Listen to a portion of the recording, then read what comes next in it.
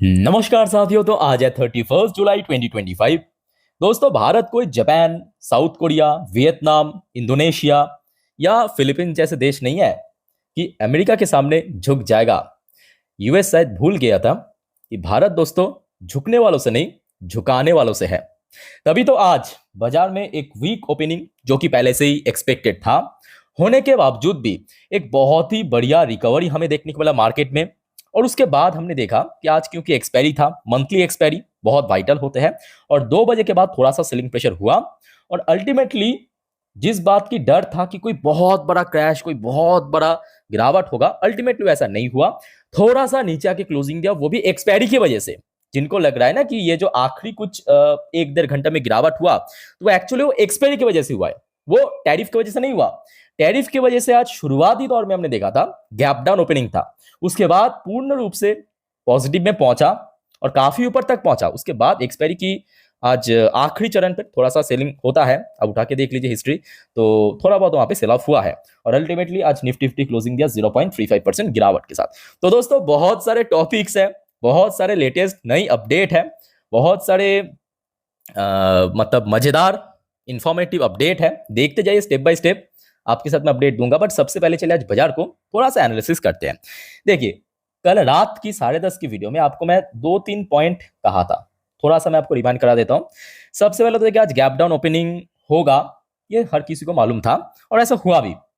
और साथ ही साथ आपको मैं ये भी कहा था कि देखिए, इतना भी खराब नहीं होगा कि 24,500 को ब्रेक करके नीचे पहुंच जाए। और साथ में आपको ये भी कहा था कि ये अल्टीमेट सपोर्ट लेवल आज हो सकता है। अल्टीमेट सपोर्ट लेवल मतलब इसके नीचे जाना बहुत टफ रहेगा। सो आज हमने देखा इस लेवल के आसपास भी नहीं पहुंचा, 24,635 पॉइंट पे आज इंट्राडे लो टच किया, सपोर्ट मिला। उसके बाद देखिए तुरंत ऊपर की तरफ बाउंस बैक किया। मतलब आज जहां पे ओपन हुआ, बेसिकली आप क्लियरली देख सकते हो, जहां पे ओपन हुआ उसी लेवल पे आज इंट्राडे लो भी टच किया, है ना।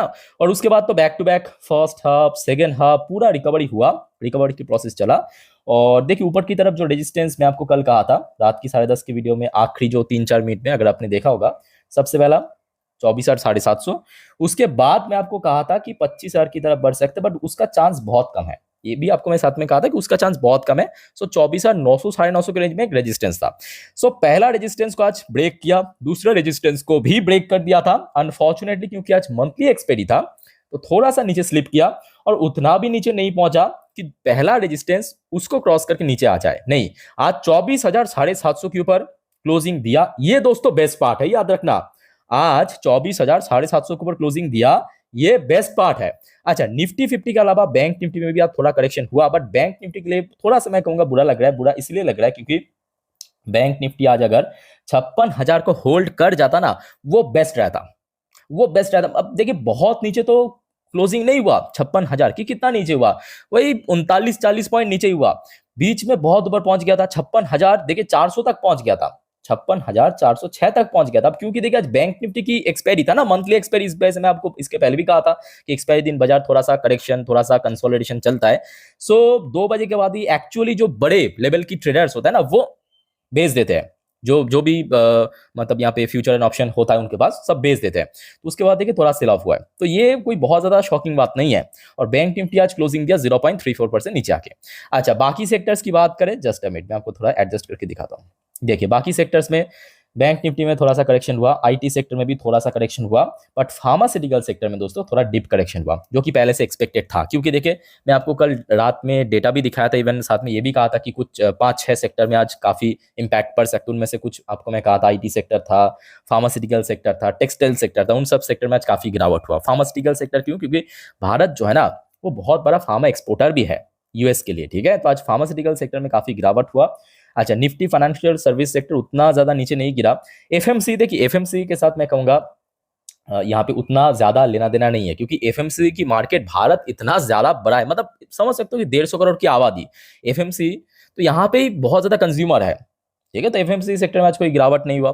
बाकी एमएनसी सेक्टर भी फ्लैट क्लोजिंग दिया, सर्विस सेक्टर भी थोड़ा बहुत वीक था, एनर्जी सेक्टर में आज काफी गिरावट हुआ, रियलिटी सेक्टर में भी थोड़ा वीकनेसेस था। आज पीएसयू बैंक में थोड़ा सा करेक्शन हुआ, बाकी पीएससी सेक्टर भी 1% नीचे था।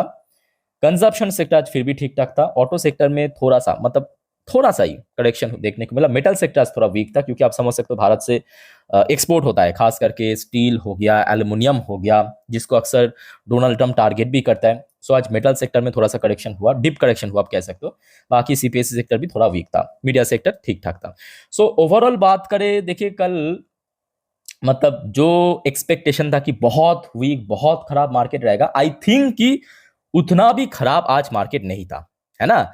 आइए अब एक एक करके दोस्तों सारे अपडेट आपको मैं देता हूं। बहुत सारे मतलब मजेदार अपडेट भी है, बहुत सारे एंटरटेनमेंट भी होगा, बहुत सारे इंफॉर्मेटिव टॉपिक भी है। देख जैसे कि आपको पता होगा, देखिए टैरिफ ट्रेड डील एक तरफ, कल रात में एफएमसी मीटिंग का आउटकम निकला, और इस बार दोस्तों एफएमसी मीटिंग, अरे बाप रे, मतलब दूसरे देश तो छोड़िए, खुद यूएस की सेंट्रल बैंक की चीफ जेरोम पॉयल खुद तमाचा मारा डोनाल्ड ट्रंप की गालों पे। मैं मजाक नहीं कर रहा हूं, सीरियसली कह रहा हूं। आप देखिए, Jerome Powell lead FOMC keep interest unchanged, इस बार भी रेट कट नहीं किया। मतलब समझ सकते ना, डोनाल्ड ट्रंप को खुद की देश की सेंट्रल बैंक की चेयरमैन सीरियसली नहीं ले रहा है। ऐसा मैं क्यों कह रहा हूं दोस्तों, आप थोड़ा डेटा देखिए। डोनाल्ड ट्रंप जब जनवरी में सत्ता में आया, मतलब शपथ ग्रहण किया, उसके बाद से लेके अभी तक याद रखना टोटल 5 बार एफएमसी मीटिंग हुआ, 5 बार एफएमसी मीटिंग हुआ अभी तक, ठीक है। तो पहले जो 2 बार एफएमसी मीटिंग में ना डोनाल्ड ट्रंप ने रिक्वेस्ट किया था किसको, जेरोम पॉयल साहब को, कि सर रेट कट कर लीजिए। उसके बाद 2 बार ऑर्डर दिया, जेरोम पॉयल को ऑर्डर दिया सीधा सीधा कि करना चाहिए। और इस बार मतलब कल रात में जो एफएमसी मीटिंग का आउटकम हुआ, उसके पहले 2 दिन पहले की अपडेट है, आपको मैं अपडेट दिया था, याद कीजिए। खुद डोनाल्ड ट्रंप मिलने के लिए गए जेरोम पॉयल के साथ, धमकाया है रेट कट करने के लिए, उसके बावजूद भी जेरोम पॉयल ने नहीं किया। और मैं कहूंगा यहां पे जेरोम पॉयल की डिसीजन एकदम सही है। क्यों सही है, क्योंकि आप थोड़ा देखिए, मस्ती मजाक एक तरफ, जहां पे यूएस की इकोनॉमी इतना स्ट्रगल कर रहा है, लॉजिकली आप सोचिए, डेटा को बेस करके सोचिए, है ना, इतना स्ट्रगल कर रहा है, सीपीआई लगातार बढ़ता जा रहा है, जीडीपी डेटा कंस्ट्रक्शन फेज में पहुंच चुका है, नेगेटिव में चल रहा है, आप देखिए नेगेटिव में चल रहा है। पीएमआई डेटा देखिए 50 के नीचे आ चुका है, उसके ऊपर काम करने की जरूरत है। अच्छा, उसके साथ साथ जेरोम पॉयल ने यह भी ऐड किया, dump and September cut hope. तो उनको जब मीडिया ने पूछा गया प्रेस कॉन्फ्रेंस में कि सर इस बार तो नहीं हुआ, अनचेंज रखा गया पॉलिसी रेट, क्या नेक्स्ट बार होगा सितंबर में जब एफएमसी मीटिंग है, तो उन्होंने सीधा सीधा कह दिया नहीं, होप काफी कम है। और उसके साथ साथ जेरोम पॉयल ने खुद अमेरिकन को, जो यूएस की लोकल है, उनको यह भी कह दिया कि देखिए जेरोम पॉयल वार्न कंज्यूमर मतलब कौन, जो यूएस की लोकल है, यूएस में रहने वाला है, अमेरिकन है, उनको कह दिया कि फील मतलब consumer will feel Trump tariff impact. मतलब आप लोग, ये जो डोनाल्ड ट्रम्प ये जो मतलब बाकी देशों के ऊपर टैरिफ इंपोज करके घूम रहा है ना, इसका इंपैक्ट आपको बहुत ज्यादा बुरी तरह भुगतना पड़ेगा, क्योंकि सीधा सीधा सीपीआई बढ़ जाएगा, सीपीआई इन्फ्लेशन रेट बढ़ जाएगा मतलब महंगाई बढ़ जाएगा। जो सामान इसके पहले डोनाल्ड मतलब यूएस की जो कंज्यूमर है 100 रुपए में खरीदता था, वही सामान जल्दी दोस्तों कई 120, 125, 150 इतने में मिलने वाले हैं। तो क्या होगा, इन्फ्लेशन बढ़ जाएगा, है ना। तो देखिए सिंपल बात है, डोनाल्ड ट्रम्प खुद अपने पैर में चाकू मार रहा है, ठीक है। और यहाँ पे मैं कहूंगा जेरोम पॉयल की जो डिसीजन है ना, वो एकदम सही भी है। तो दोस्तों क्या आपका ओपिनियन है इस बारे में, प्लीज कमेंट करके बताइए। अच्छा आगे बढ़ते हैं दोस्तों, और भी बहुत सारे अपडेट है, खास करके टैरिफ के ऊपर तो बहुत सारे अपडेट आया है, फिर से डोनाल्ड ट्रम्प ने भारत को टारगेट किया। आइए देख लेते हैं मुद्दा क्या है, बट उसके पहले आप सभी को रिक्वेस्ट करूंगा, अगर आपको वीडियो अभी तक अच्छा लगा, इन्फॉर्मेटिव लगा, प्लीज दोस्तों वीडियो को लाइक करना, और प्लीज चैनल को सब्सक्राइब करके जरूर रखना ऐसी इन्फॉर्मेटिव वीडियो हर रोज पाने के लिए। और याद रखना दोस्तों, आज रात की 10:30 की वीडियो, जिस पर हम नेक्स्ट डे मार्केट प्रेडिक्शन, पूरे दिन की बाजार की अपडेट को कवर करेंगे, उसको तो मिस मत करना, ठीक है। जैसे कि कल रात में भी आपको अपडेट दिया था, और इसके बाद भी जितने भी अपडेट आएगा, चाहे टैरिफ ट्रेड डील से रिलेटेड या क्वार्टरली रिजल्ट से रिलेटेड, कोई भी मार्केट से रिलेटेड हो, टाइम टू टाइम अपडेट दे दूंगा। अच्छा थोड़ा सा दोस्तों मैं आपको पीछे ले जाके शुरू करता हूँ, ताकि आपको एकदम प्रॉपरली याद आ जाए। सबसे पहले कल शाम के वक्त 6 बजे के आसपास ये न्यूज़ आया था कि यूएस ने मतलब डोनाल्ड ट्रंप ने भारत के ऊपर 25% टैरिफ इंपोज किया, उसके साथ साथ मतलब एक्स्ट्रा करके पेनल्टी भी लगाया है। अब पेनल्टी कितना परसेंट वो तो फिलहाल कहा नहीं कि 100%, 150%, 500% कितना होगा, क्योंकि इसके पहले हमने देखा मल्टीपल टाइम ऐसा थ्रेटन किया था रशिया के साथ व्यापार करने के लिए। उसके बाद हमने देखा भारत की तरफ से तुरंत 1 घंटे के अंदर रिस्पॉन्स भी आ गया। भारत ने क्लियरली कह दिया कि देखिए will take step to secure national interest. तो भारत की स्टैंड पॉइंट एकदम सही है कि हमारे लिए भारत जो है मतलब हमारे जो नेशनल इंटरेस्ट वो फर्स्ट प्रायोरिटी है। सिंपल बात है, भारत के लिए भारत के नेशनल इंटरेस्ट फर्स्ट प्रायोरिटी है, जो कि हमेशा होना भी चाहिए। तो भारत तो झुकने के लिए मना कर दिया। उसके बाद क्या, आप दोस्तों मजेदार वाली बात आइए देखते हैं। ये आज का अपडेट है, मतलब कल मिडनाइट की अपडेट है। आज सुबह सुबह भारतीय मीडिया ने इसको कवर किया। पहले आप न्यूज देखिए। Trump announces US will develop massive oil reserve in Pakistan. उसके साथ देखिए भारत को टॉन्ट करते हुए कहा, भारत को टॉन्ट करते हुए ये जो सेकंड में कहा है, मतलब एक्स्ट्रा करके, they might sell to India someday. मतलब एक तो यूएस ने पाकिस्तान के साथ, वो जो पड़ोस में खचरा है ना, यूएस ने पाकिस्तान के साथ एक मैसिव ऑयल रिजर्व की डील साइन किया, एग्रीमेंट साइन किया। उसके साथ साथ ये भी ऐड किया कि फ्यूचर में पाकिस्तान जो है भारत को भी सेल कर सकता है। अब देखिए, मैं थोड़ा सा हिस्ट्री मतलब याद दिलाने की कोशिश करूंगा। आखिरी बार जब यूएस ने ना ऐसे ही भारत के साथ दुश्मनी लिया था, और पाकिस्तान के साथ, मतलब पाकिस्तान के ऊपर फिर से प्यार आ चुका है, अभी आप देख सकते हो। तो उसके बाद तो पाकिस्तान प्रेग्नेंट हुआ था, और 1971 पे बांग्लादेश के जन्म हुआ था। तो आई थिंक कि फिर से वैसे ही एक सिचुएशन आ चुका है। ना जाने कब फिर से पाकिस्तान प्रेग्नेंट होगा और बालूचिस्तान नाम करके एक और हो सकता है। समझ पा रहे हो ना मेरे बात, कहाँ पे मैं हिट करना चाहता हूँ। अच्छा, एक और बात आप देखिए, एक और अपडेट। डोनाल्ड ट्रम्प मतलब अभी फुल चिर रहा है, फुल चिर रहा है। मतलब ऐसे कैसे हर एक देश झुक गया, हर एक देश झुक गया, भारत को भी झुकना चाहिए, क्यों नहीं झुक रहा है भारत। अभी फुल मतलब चिर गया, बुरी तरह चिर गया। आप समझ सकते हो उनके उनके एक एक स्टेटमेंट में आपको वो जो मतलब अंदर की जो खुन्नस है ना, वो आपको समझ आएगा। डोनाल्ड ट्रम्प ये भी कहा कल रात में, India Russia can take their debt economies down together. अब इसका मतलब आप समझिए, पहली बात ये है कि देखिए, ना रशिया की इकोनॉमी डेड है, ना भारत की इकोनॉमी डेड है। ऐसा मैं क्यों कह रहा हूं, क्योंकि अब डेटा देखिए, या तो डोनाल्ड ट्रम्प के आस पड़ोस में कोई उसको डेटा दिखाना चाहिए, भाई साहब आपकी इकोनॉमी डेड है, आपकी इकोनॉमी नेगेटिव में जा रहा है। रशिया की इकोनॉमी जो है ना, आज यूरोपियन यूनियन की हर एक देश इंक्लूडिंग अमेरिका, उससे बहुत बेटर चल रहा है।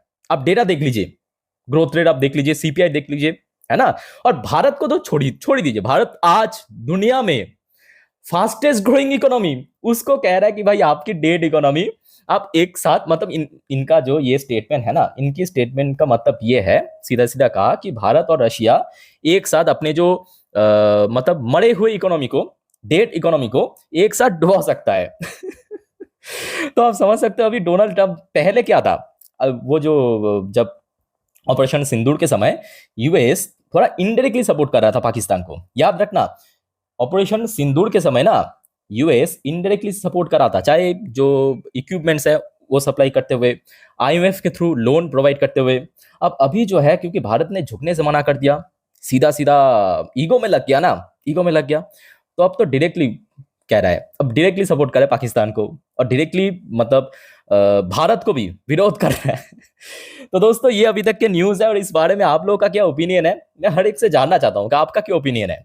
बाय द वे दोस्तों, ये जो अपडेट्स मैं आपको दिखा रहा हूँ ना, ये ऑलरेडी मैं अपने इंस्टाग्राम में डाल चुका हूँ। तो आप में से कोई अगर इंस्टाग्राम में हो तो प्लीज मुझे इंस्टाग्राम में फॉलो करके रखिए, क्योंकि वहां पे मैं तुरंत जब भी अपडेट आता है तुरंत मैं डाल देता हूँ, ठीक है। इंस्टा स्टोरी में, याद रखना इंस्टाग्राम स्टोरी में, तो नीचे इंस्टाग्राम हैंडल की मेरा लिंक आपको मिल जाएगा डिस्क्रिप्शन बॉक्स में, याद रखना डिस्क्रिप्शन बॉक्स में मेरे इंस्टाग्राम हैंडल की लिंक मिल जाएगा। अच्छा दोस्तों, ये चलो ठीक है, मस्ती मजाक एक तरफ, थोड़ा बहुत कभी कभी मस्ती मजाक भी जरूरत है, मार्केट में हमेशा सीरियस होना जरूरत नहीं है, खासकर इतना टफ टाइम पे। अच्छा अब चलिए थोड़ा सा और भी अपडेट है, जैसे कि कल रात में हमने देखा डॉ जोन्स में थोड़ा सा करेक्शन हुआ है, जेरोम पॉयल की वो डिसीजन के बाद नैस्डैक भी ठीक ठाक क्लोजिंग दिया। पर आज सुबह से हमने देखा कि यूएस की जो मार्केट है वो एकदम ठीक ठाक मूड में है, चाहे डॉ जोन्स की फ्यूचर की बात करें या नैस्डैक की फ्यूचर की बात करें।